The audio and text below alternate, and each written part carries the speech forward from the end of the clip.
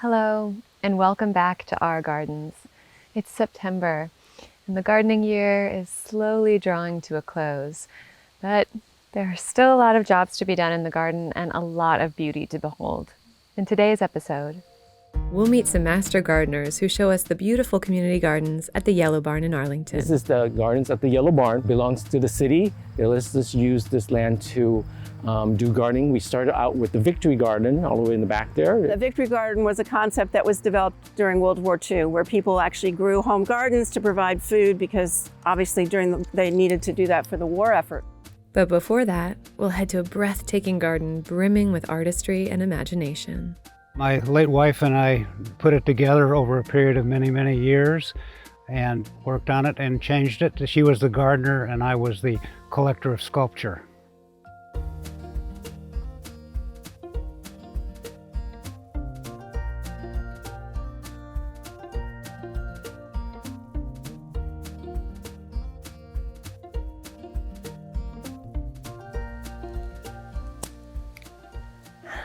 One of the jobs that is great in September and honestly great year-round in the gardening season is deadheading. I'm just cleaning up some of these beautiful fairy roses right now, but what I really want to show you is some of the work we've been doing on the hill behind us. So right on this side of our cottage garden is a pretty long hillside, and we've been so confused about and uninspired about what to do with it. But visiting the Rosenthals earlier this year, I think that was in the June episode, we were so inspired by the way that they not only dealt with like a hill in the back, but embraced it and made such a gorgeous garden around it. And one of the best things that they did is include all of this beautiful winter interest. So that's what we're focusing on in September. We're really trying to freckle evergreens all throughout, not just the borders, but this whole hillside. We have a beautiful blue-green pine, some arborvitaes. We were gifted this beautiful evergreen. It has this very weeping habit. It looks sort of like a golden cedar or some kind of golden arborvitae. It's really gorgeous, but that was given to us by a friend. We have a few blue-green little arborvitae balls and a blue spruce and then an Alberta spruce. So we're slowly just filling it out, and it's a really exciting thing to do. And if you have any evergreens that you've been eyeing, sometimes they can be on sale at garden centers this time of year. And also, it's just a great time to get them in the ground because they're going to be so much happier in the ground than they will in pots where their roots can get really, really cold. But developing an established garden takes a lot of time, a lot of patience, and a lot of hope for the future. And we visited such an extraordinarily gorgeous and very established garden this month that I really want to show you.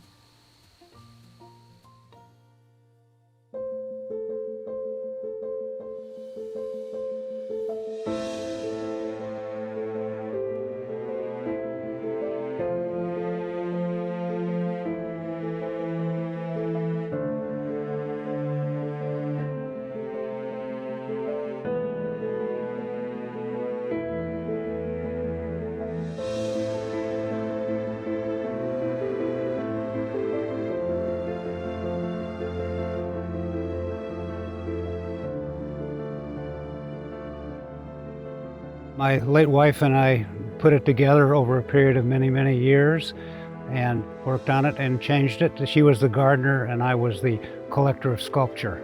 She was the spirit behind the flowers. My name is Stan Stroup. We bought the property here in 1998, and there was a garden around the main house, which is still there, that had been there since the 1930s. The area where the major garden is now was a cow pasture at the time, and starting in about 2006, we had that developed into what is now the sculpture garden.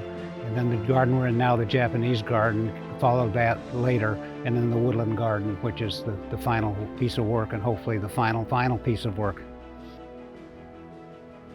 I'm originally a Midwesterner and a West Coaster, so this is new territory for me. The thing that brought me to Vermont was a board of directors I was on in a company that had to meet in the state once a year. So every Columbus Day weekend for 10 or 15 years, we would come to Vermont, and over time we grew attached. and the rest is history, and we grew too attached. I would like to think I'm an artist myself, but that's not true. I'm just a collector.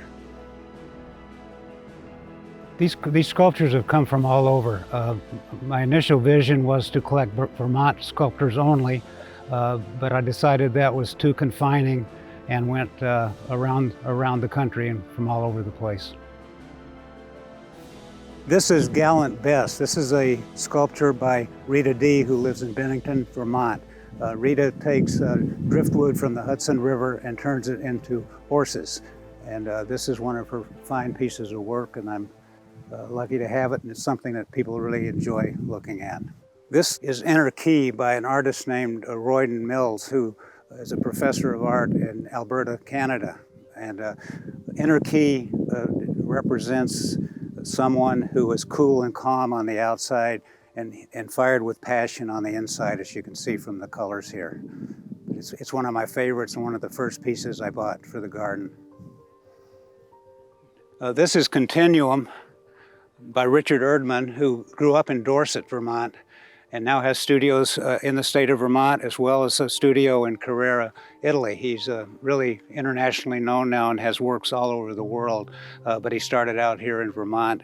And Continuum is a bronze piece that just has a nice, easy flow to it, and I find very attractive.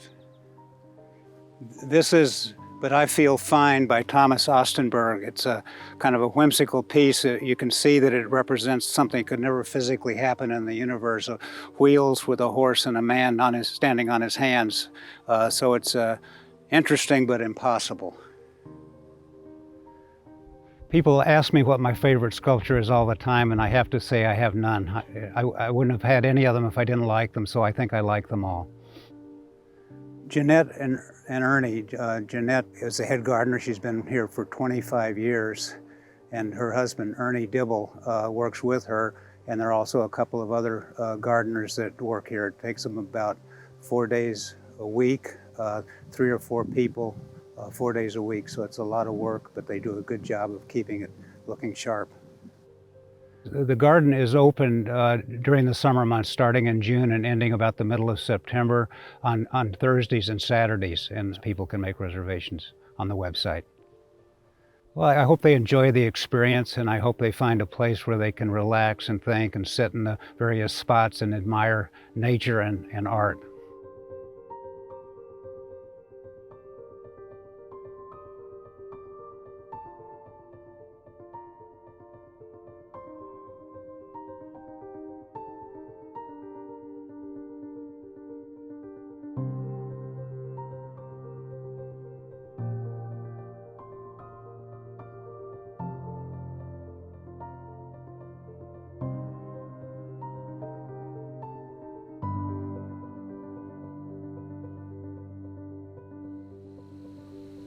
Isn't that garden absolutely beautiful?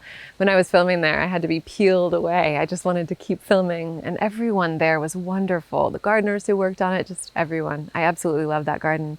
Very inspiring. So I wanted to share with you another little chore that you can do at the garden at this time of year. I love spreading seeds, collecting and spreading seeds at this time of year, especially with native wildflowers. So here we have a wild carrot, or an ammi, and this is a beautiful white umbellifer. It looks very wispy and ethereal in the border. And what I want to do is take some of these seeds, of which there are thousands, and just kind of gently spread them in the back of the cottage border so that we have this gorgeous backdrop, not only of the evergreens on the hill, but also of this very ephemeral, because they really don't bloom for that long, white kind of in the background, like clouds of white. So all you do is, whether it's an ammi or we have tons of pale yellow foxgloves dotted all throughout our property as well.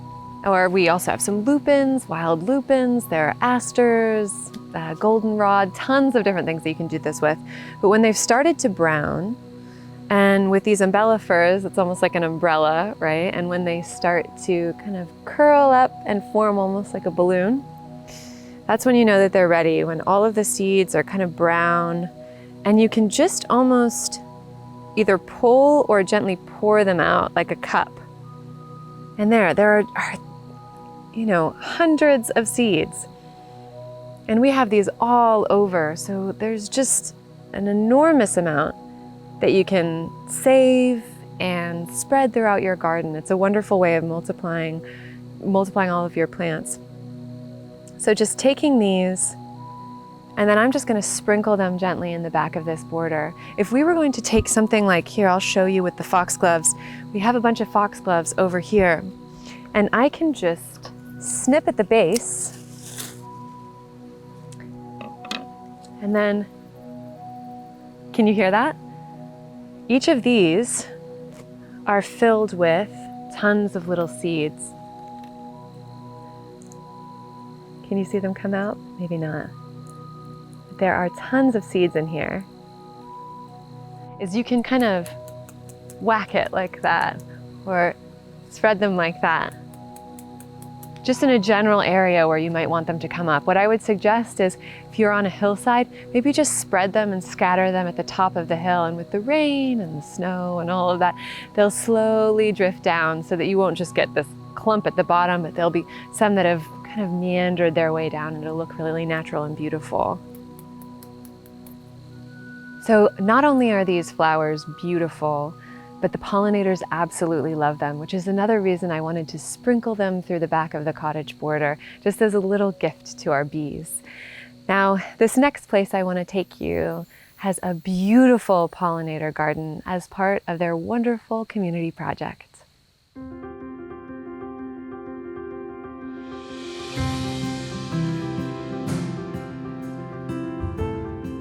There was another whole plan that was going to happen here. There was going to be a community garden, and there were all sorts of initiatives. And then COVID hit. And COVID, as we all know, changed lots of things in lots of places. We couldn't do any real kind of group gatherings because of COVID, but there was an initiative to start victory gardens around the state. And I'm sure some people remember. The Victory Garden was a concept that was developed during World War II, where people actually grew home gardens to provide food because obviously they needed to do that for the war effort. Our then chapter president had sent out an email saying, is anybody in the area interested in starting a Victory Garden to grow food for the local food shelf in the summer lunch program in Arlington? And I raised my hand, as did another individual. And we basically that spring, it was June actually, we came down to this field and we tilled this 30 by 30 square foot bed, and we planted it and we prayed. My name is Anandaroopa, and I'm a volunteer at the Yellow Barn as a master gardener since 2020, when I did my master gardener program. My name is Heather Hamilton, and I actually am a volunteer here, but I'm also the head of the Bennington County chapter of the University of Vermont Extension Master Gardeners, which is a mouthful. Basically, there is an Extension Master Gardener program in every state in the United States. It's a 16-week program. It's all online now, and it's taught by professors from UVM and also from Cornell, which obviously is another major agricultural university in the area, and then experts in the field. And then, you know, because you might not remember everything, there's this manual that's about 2 inches thick, which is basically the Bible for master gardeners. So at the end of the 16 weeks, you basically have stuffed your brain with more information than you can possibly absorb on everything from botany to soil to weather to pests and animal insects, perennial plants, pollinators. It's just every single week is another subject. So it's a lot of information, which is why it's really good to keep this after the class. But then to actually become certified, you do 40 hours of volunteer work with a program. And then after that, we have 25 hours of commitment a year to to volunteering, but 5 of those can be educational. And I will say, for most of us, we do a lot more than 5 hours of educational. It's basically you're a certified volunteer who knows something about horticulture in order to help the local communities to know more information. We provide service. You can call a hotline if you have any gardening questions. We're supposed to be doing more education programs out to the community, and I know last year they did a lot in terms of like identifying invasive species or plant tree care, apple tree pruning, those kind of workshops. It's usually been done by master gardeners. This is the gardens at the Yellow Barn right over there. It belongs to the city. Let's just use this land to do gardening. We started out with the Victory Garden all the way in the back there. Next to that is the community garden, where members all grow together, decide what to grow. And lastly, we started a pollinator garden here, in order to attract birds and bees, and as well as to part of the schooling. And during the master program, we talked a lot about natives and what's the importance of native insects and native flowers that's important for the food chain. If there's an area for the birds and the bees to come and get its food along its trail, there will be more of them around. So it's very simple, where anyone can be helping with the issues of the decimations of insects and butterflies and birds in the world. So anyone can get involved. And that's the idea of just having gardens that's mainly with native flowers to attract the native birds and bees, rather than just a beautiful garden, a productive garden, I would say. And I hope it's also beautiful. Yeah. So we harvest here twice a week. And during the summer lunch program that provides food to elementary school children in the community, and the food shelf take food on Tuesdays. So that's their one and only day that they do it. So we always harvest for Tuesday, we deliver to that. But because you probably know, vegetables don't really say, I will only be available to be picked on Tuesday. And we realized that the first summer, like, this is a problem. We need to get rid of food on other days of the week than Tuesday and not have it sit in the garden and rot. So we worked with the East Arlington Federated Church, who'd been actually very engaged with us from the beginning, as thinking this was a great concept. One of their members actually built the produce stand that's there now. And we take food there the weeks when the food shelf isn't open, and then basically every Friday, or if anyone comes down and harvests, and like the tomatoes are coming in today or the cucumbers, and we just take them there and deliver them.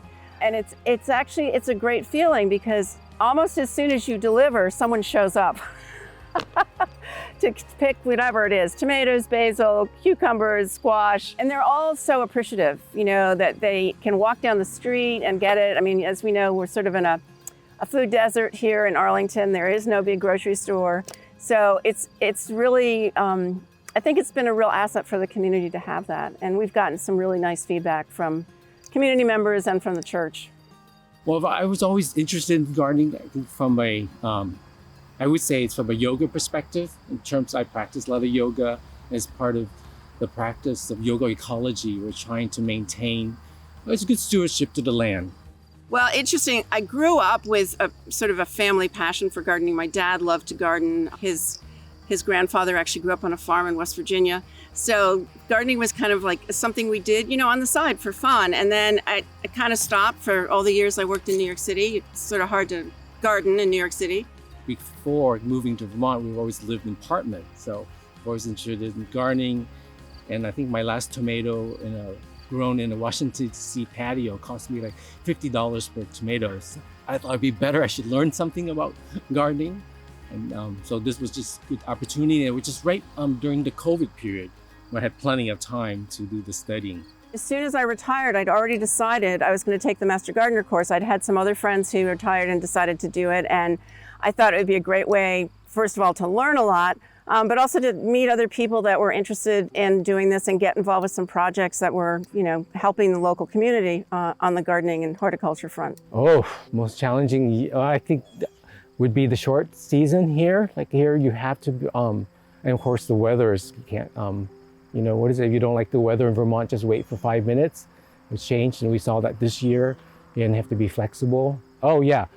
I usually wear white after Labor Day, but ticks in Vermont. Yeah, that's it in the garden. That's why it's be careful with that.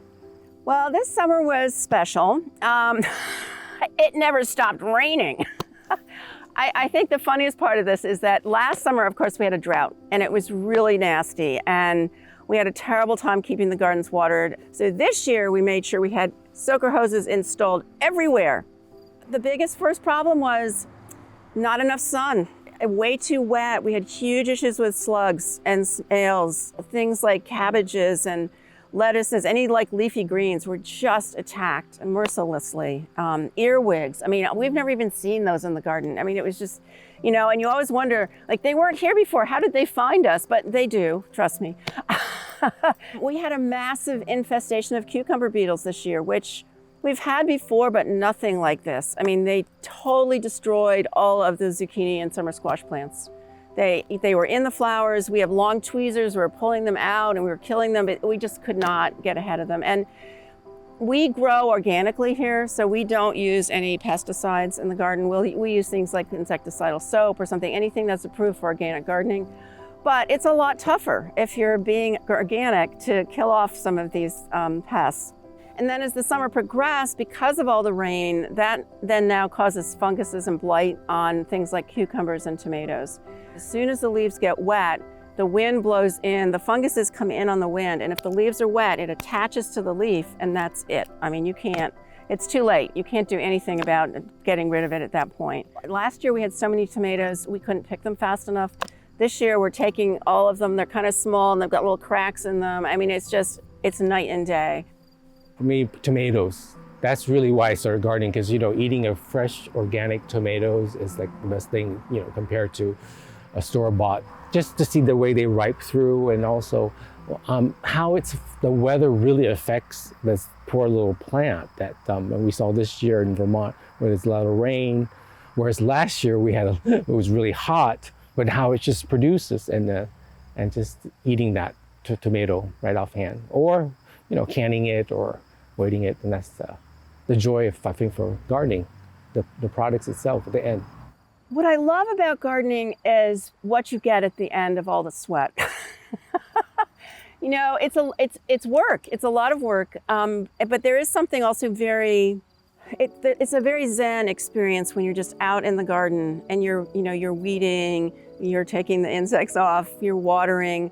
It's very relaxing, and you have this sense of, you know, connecting with nature and doing something positive for the earth. I think for me and for a lot of us, the destruction of our environment is a really big deal. It's a really critical issue at this point in the history of this planet.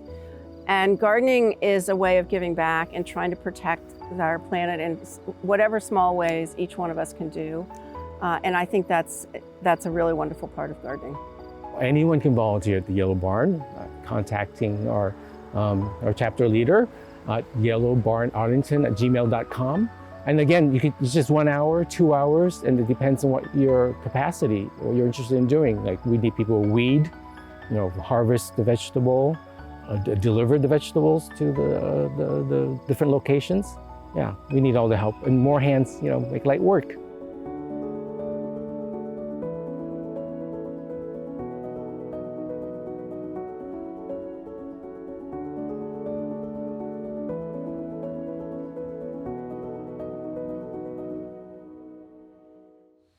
Doesn't that make you want to join those volunteers? It's such a peaceful, friendly place over there at the Yellow Barn.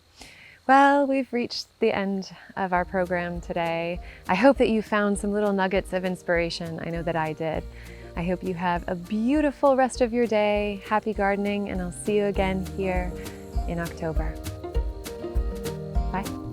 If you'd like to support this program and others like it, you can donate by going to GNAT-TV.org/donate. Thanks for watching.